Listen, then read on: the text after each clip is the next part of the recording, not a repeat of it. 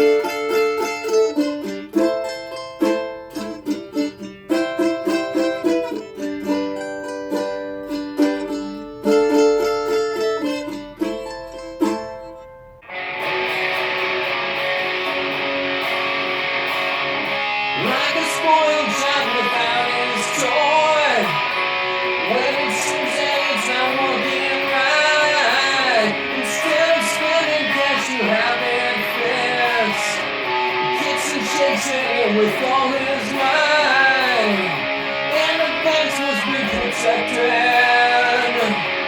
After all the songs about their money, why should they have to go without sentence? Just because millions of people are hungry. Oh, don't it smell like some butt and money-making plan? Come we never hear about it here in Disneyland.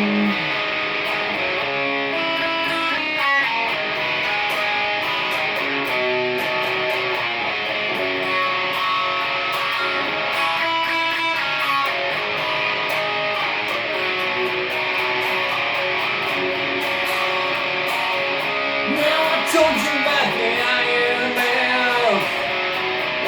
policies on third world dead. What do you think is more important? Their rate of interest or their rate of death?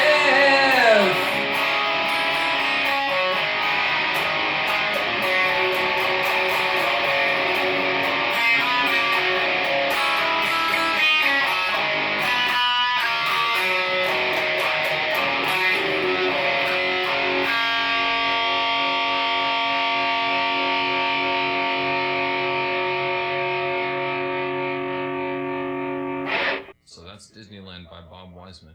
He's one of my favorite Canadian singer-songwriters. His first album came out in 1989 when he was the keyboard player for the band Blue Rodeo. He left in the mid-90s after their fourth album. I think this is a great song because it plays off that really simple riff. It's a really rocky kind of feel when he plays it rocky, but when you play it on the mandolin, it has sort of a folky, almost world music quality. It's sort of a universal sort of folk feel to it, which kind of speaks to the nature of the song, because we're talking about people who are being exploited all over the world by people who literally have more money and have an agenda to create more wealth for themselves and the interests that they represent. That would be the International Monetary Fund. The riff drives the song, which is great, and it doesn't really clutter it up, and the original version is much better than mine. Everyone should go listen to that immediately. Bob Wiseman, you can find him on Bandcamp. All of his music is there. So the riff really drives the song. You've got a really simple chorus that sort of tumbles right into the verse. The ideas in the song, I think, can be somewhat challenging depending upon where your mindset is. So the simplicity of it and the catchiness of it really forces you to sort of take the message home with you, because you can't help but sort of hum the tune along in your head. I saw the song performed live a few times, but one time in particular I recall, and everyone took to the dance floor within the first 30 seconds of the song. This is another in my series of protest songs by famous artists. This particular song is a bit of a different bent on it. It's a little bit more, it's very literal, and it's very well informed. And it's a little bit less general, and I would probably say, well, compared to something like I did last week, A Change Is Gonna Come, it's a little bit less universal and spiritual, but its very specificity is what makes it a really good song. And anyone who's listening to this who has questions about how the IMF works and how wealth in this world is distributed and why it is the way it is or continues to be, you should do some Googling on the International Monetary Fund. Thanks very much for listening. Remember, go out there and write a song. It's easier than you think. Have a good night.